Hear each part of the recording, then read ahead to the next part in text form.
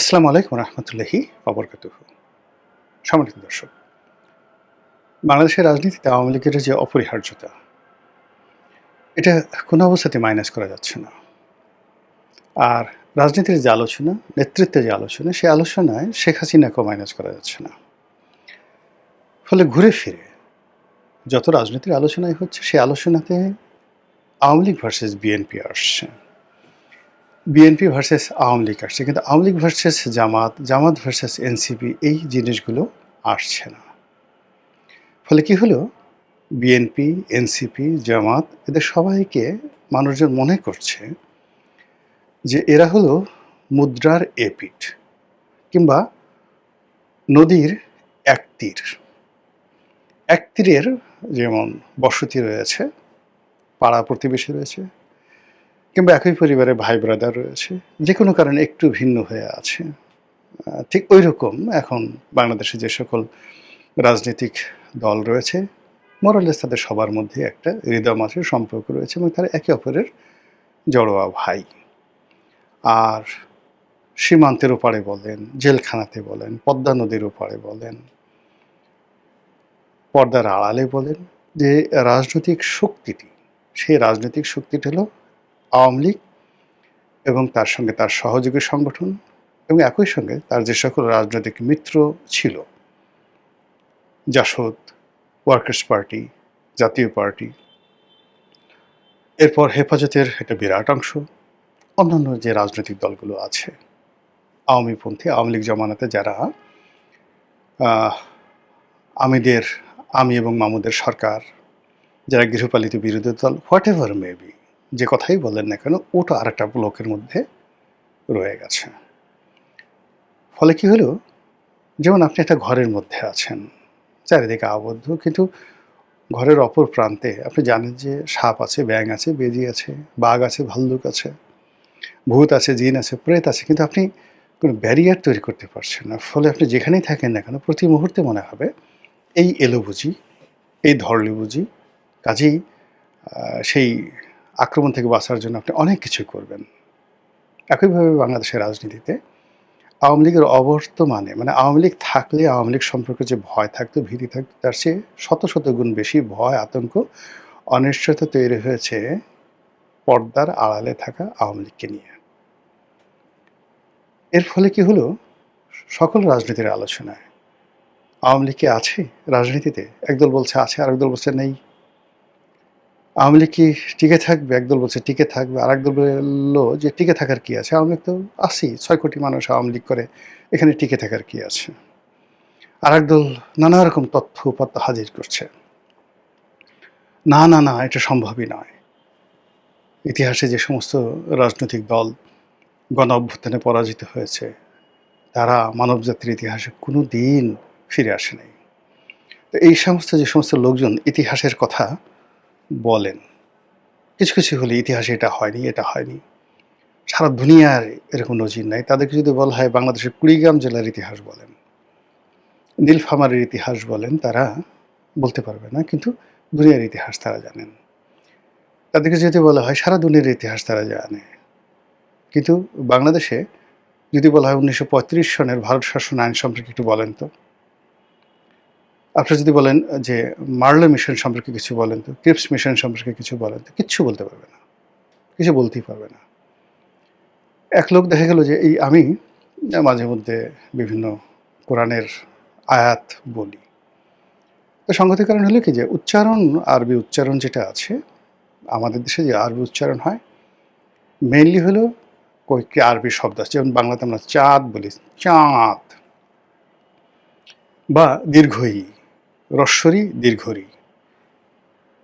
তো এই শব্দগুলোর উচ্চারণ করে পরিশুদ্ধ বাংলায় কথা বলে এইরকম লোক আপনি পাবেন না।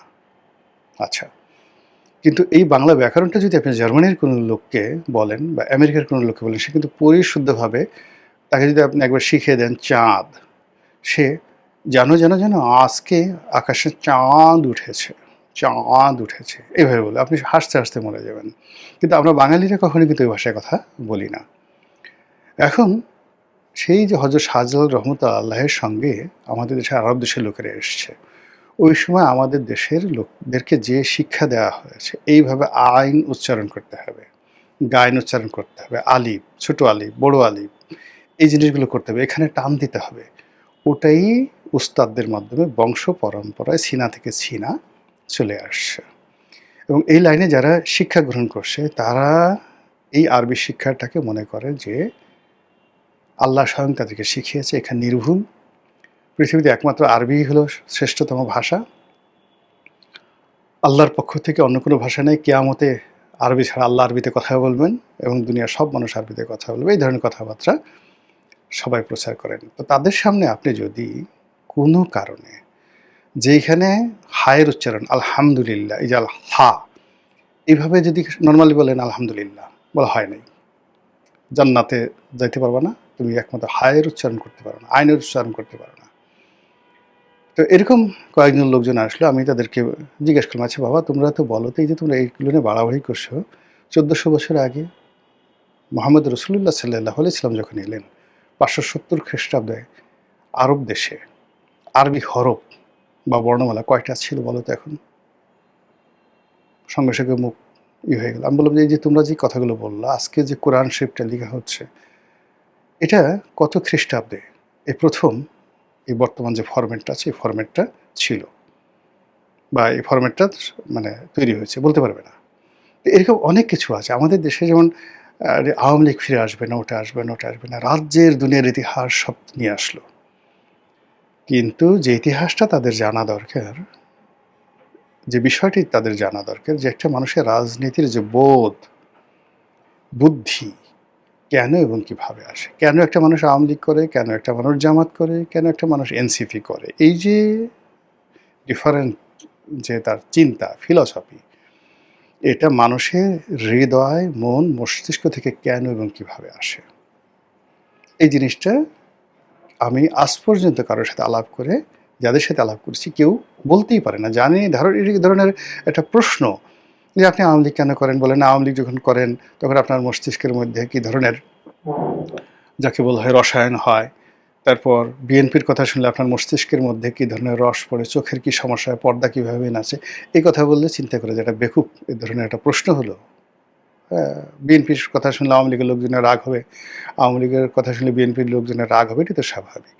কিন্তু এর মধ্যে যে মনস্তাত্ত্বিক, সাইকোলজি, বিজ্ঞান, রসায়ন, ফিজিক্স, কেমিস্ট্রি আছে, এবং এটার ভিত্তিতেই ভবিষ্যৎ রাজনীতি নির্ধারিত হয়।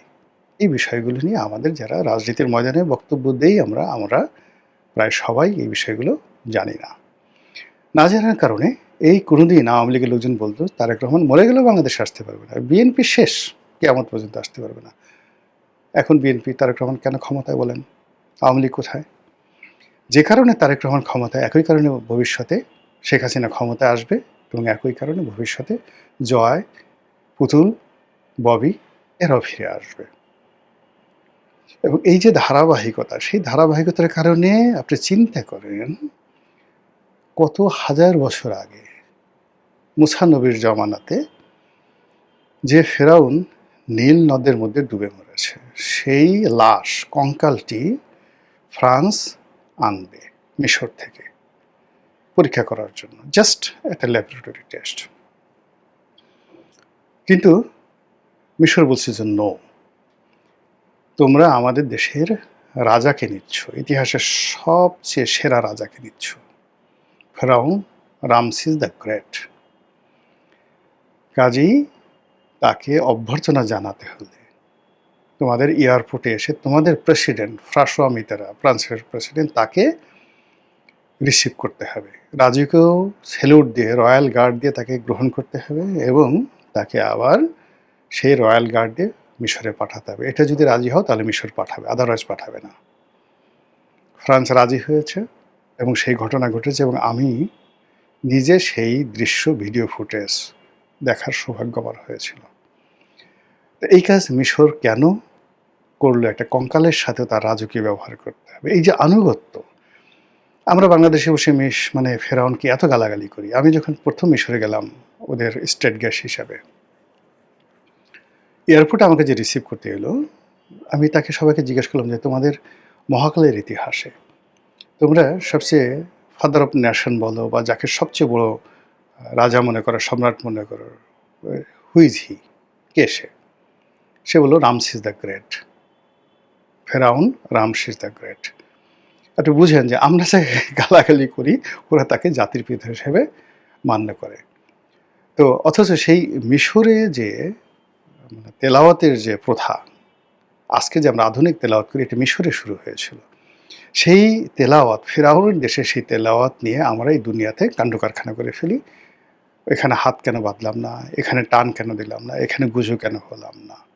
এই হলো আমাদের বাঙালির অবস্থা। এনিওয়ে, যেটা বললাম, রাজনীতিতে আওয়ামী লীগের যে উপস্থিতি, এটি বর্তমান প্রেক্ষাপটে অপরিহার্য। এবং আগামী রাজনীতি যে আগামী রাজনীতির যে একটা স্থিতি, আকার এবং আকৃতি, এ পুরোটাই নির্ভর করছে আওয়ামী লীগের উপরে। Today or tomorrow. এই যে পার্লামেন্ট চলছে, পার্লামেন্টের মধ্যে মানে ভিতর কি হচ্ছে জানি না, বাইরে থেকে সবাই বলছে এটা হলো মানে আমি এবং মামুদের পার্লামেন্ট। এখানে যে বিরোধী দল যারা আছে এরা সব সাজানো গোছানো মেকি, এরা সবাই একই ভাষায় কথা বলে এবং একটা সমঝোতার পার্লামেন্ট। এবং খোদ পার্লামেন্টে যারা সংসদ সদস্য আছেন, সরকারি দলের আছেন, বিরোধী দলের আছেন, তারাও ঠিক একই অভিযোগ করছেন যে এখানে যা কিছু হচ্ছে মেকি, মক পার্লামেন্ট হচ্ছে, একটা সাজানো গোছানো পার্লামেন্ট হচ্ছে। এটা যে কোনো সময় বুমেরাং হতে পারে যে কোনো পক্ষের জন্য। যারা বিরোধী দলে আছেন তারা প্রচণ্ড রকম ইমেজ সংকটে পড়ছেন এবং সেই ইমেজ সংকট কাটানোর জন্য তারা নানা রকম আবল তাবল কথা বলছেন। সরকার বিরোধী, আজ ফাটিয়ে ফেলেঙ্গা, কাল ফাটিয়ে ফেলেঙ্গা, মেরে ফেলেঙ্গা, রাস্তা কাঁপায়েঙ্গা, তারপর গণঅভ্যুত্থান করেঙ্গা, বিপ্লব করেঙ্গা, ছুঁড়ে ফেলে দেঙ্গা, ইত্যাদি ইত্যাদি নানা রকম কথাবার্তা বলছে। পাবলিক বলছে মোনাফেক, বিশ্বাস করি না, বিশ্বাস করি না। তো বুঝেন ব্যাপারটা। তো এই যে একটা অবস্থা, সেই অবস্থার মধ্যে রাজনীতির যে ভারসাম্য, সেই ভারসাম্য বা নদীর পানিতে যে মিষ্টি পানি থাকে, সমুদ্রে যে লবণাক্ত পানি থাকে এবং উভয়ের মধ্যে মিষ্টি পানি এবং লবণাক্ত পানির মধ্যে একটা সীমারেখা থাকে। সেই সীমারেখা ভঙ্গ হয়ে যায় কখন? যখন উজান থেকে পানি না আসে, ফারাক্কা বাঁধ নির্মাণ করা হয়, তখন সমুদ্রের পানি এসে চাঁদপুর পর্যন্ত চলে আসে।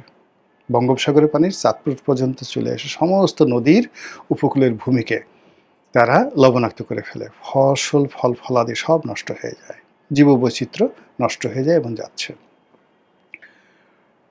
ফলে কি হলো, আমরা এই যে লড়াই করছি, যুদ্ধ করছি, সারা দুনিয়াতে এখন পানির জন্য সবাই হাহাকার করছে, যুদ্ধ করছে, এই ফ্লোটা ঠিক রাখতে চাচ্ছে। তো পদ্মা নদীর, ব্রহ্মপুত্র নদীর, বিভিন্ন নদ নদীর, তিস্তা, এর যে উজান থেকে যেন পানির প্রবাহটা ঠিক আসে এবং আমরা যেন লবণাক্তের হাত থেকে বাঁচি, মরুকরণের হাত থেকে বাঁচি। একটা সময় সাহারা মরুভূমি পৃথিবীর সবচেয়ে সুন্দর সভ্যতার পাদভূমি ছিল। নদী ছিল, সমুদ্র ছিল, জনবসতি ছিল, রাজা ছিল, বাদশা ছিল, সব ছিল। এখন সেটা পুরো মরুভূমি। একইভাবে এখন বাংলাদেশ যেভাবে পড়েছে, আগামী দিনে বাংলাদেশ যদি এটা মরুভূমি হয়ে যায়, এটা অস্বাভাবিক কিছু না। সুন্দরবনের কোনো অস্তিত্ব থাকবে না, যেভাবে আগে একসময় সুন্দরবনের অস্তিত্ব ছিল না। তো রাজনীতিতেও তদ্রূপ ভারসাম্য দরকার। ভারসাম্য যদি নষ্ট হয়ে যায় তাহলে আর রাজনীতি থাকবে না। এটা সকলের জন্য মারাত্মক ব্যর্থতা। আর তারই প্রেক্ষিতে ঘুরে ফিরে বারবার শুধু এই যে রাজনীতির যে ভারসাম্য, এক পক্ষে বিএনপি, জামাত, এনসিপি এবং এদের মধ্যে যে সখ্যতা, বিএনপি জামাতের সাথে সখ্যতা দীর্ঘদিনের, এনসিপির সাথে জামাতের সখ্যতা সাম্প্রতিককালের, আর তারা সবাই মিলে শেখ হাসিনার বিরুদ্ধে লড়াই করেছে, সংগ্রাম করেছে, ম্যাটিকুলাস ডিজাইন করেছে, আন্দোলন, লড়াই, সংগ্রামে নানা রকম গোপন সলা পরামর্শ করেছে। একে অপরের জাইঙ্গা পর্যন্ত এদের মুখস্থ। কাজেই সেখানে দাঁড়িয়ে বিরোধ হয় না। যে বিরোধ হয় সেটা হলো অভিনয় হয় এবং সেই অভিনয় দীর্ঘদিন চালানো যাবে না। এর ফলে কি হলো, যে শূন্যতা, আকাশে বাতাসে রাজনীতির শূন্যতা, সেই শূন্যতায় প্রতিপক্ষ হিসেবে বারবার শেখ হাসিনার নাম আসছে, বারবার আওয়ামী লীগের নাম আসছে। এখন শেখ হাসিনা বাংলাদেশে আসবে কি আসবে না, বেঁচে থাকবে কি থাকবে না এটা তো প্রকৃতির উপর নির্ভর করছে, সময়ের উপর নির্ভর করছে। আওয়ামী লীগ টিকে থাকতে পারবে কি পারবে না, আসবে কি আসবে না এটাও প্রকৃতির উপর নির্ভর করছে, সময়ের উপর নির্ভর করছে। Matter of survival. এই পৃথিবীতে ১০ কোটি বছর আগেও মানুষ ছিল। ১০ কোটি বছর আগে মানুষ ছিল। ইভাল নোয়া হারারির একটা সাম্প্রতিক যেটা বিখ্যাত বই, যে এই মানুষের মধ্যে শত, শত প্রজাতি ছিল। এখন বিভিন্ন রকম প্রজাতি আছে অন্যান্য প্রাণীর মধ্যে, মানুষের মধ্যে প্রজাতি ছিল। এত প্রজাতিকে পিছনে ফেলে কেন আজকের আমরা এই প্রজাতিটি টিকে রইলাম এখন পর্যন্ত? এটা উনি বোঝানোর চেষ্টা করেছেন। ইভেন বিজ্ঞান যেটা বলেছে যে আমরা যখন ইরেকশন হয়, বীর্যপাত হয়, তখন মেয়েদের যোনি পথ থেকে সেই পুরুষের যে বীর্য জরায়ুর পথে ছুটতে থাকে কত বিলিয়ন, মানে বিলিয়ন বিলিয়ন যাকে বলা হয়, সেই শুক্রাণু ছুটতে থাকে জরায়ুর দিকে, সবাইকে পরাজিত করে। যে আমরা যারা বেঁচেছি একটা মাত্র শুক্রাণু সেখানে ঢুকতে পারে জরায়ুর মধ্যে, আর জরায়ুর মধ্যে যেই ঢুকে যায় জরায়ু বন্ধ হয়ে যায়, বাকি শুক্রাণুগুলো অকেজ হয়ে যায়, মরে যায়, আও মাও করে চিৎকার করে মরে যায়। আর ওটার সঙ্গে ডিম্বাণু সেই একত্র হয়ে এরপরে মানবের ভ্রূণ তৈরি হয়। তো বোঝার চেষ্টা করেন আমাদের জন্মই হয়েছে প্রতিযোগিতার মাধ্যমে, দৌড়ের মাধ্যমে। তো এখানে জীবনটাও দৌড়ের উপর থাকতে হবে, প্রতিযোগিতার মধ্যে থাকতে হবে। এখানে আরাম আয়েশ করতে গেলেই সমস্যা হয়ে যাবে। ফলে এই যে রাজনীতিতে এখন যারা আরাম এবং আয়েশের স্বপ্ন দেখেছেন, তাদের পরিণতি ওই আওয়ামী লীগের মতো হবে। আওয়ামী লীগও কিন্তু এরকমভাবে সেই ২০১৪ পর থেকে বা ১৬ পর থেকে তারা এই আরাম আয়েশের কথা চিন্তা করেছে। প্রতিদ্বন্দ্বিহীন একটি রাজনীতির অঙ্গন তৈরি করার চেষ্টা করেছে, এবং সেই অর্থে শেখ হাসিনা যদি সফলতা ধরেন, আইয়ুব খানের সফলতার চেয়েও বেশি। কিন্তু at the end of the day তিনি কিন্তু সাস্টেইন করতে পারেননি। সেই অতীত ইতিহাস থেকে যদি বর্তমানে যারা কুশীলব রয়েছেন তারা শিক্ষা নেন, আমাদের সকলের জন্য কল্যাণ। আসসালামু আলাইকুম রহমতুল্লাহি ওয়া বারাকাতুহু।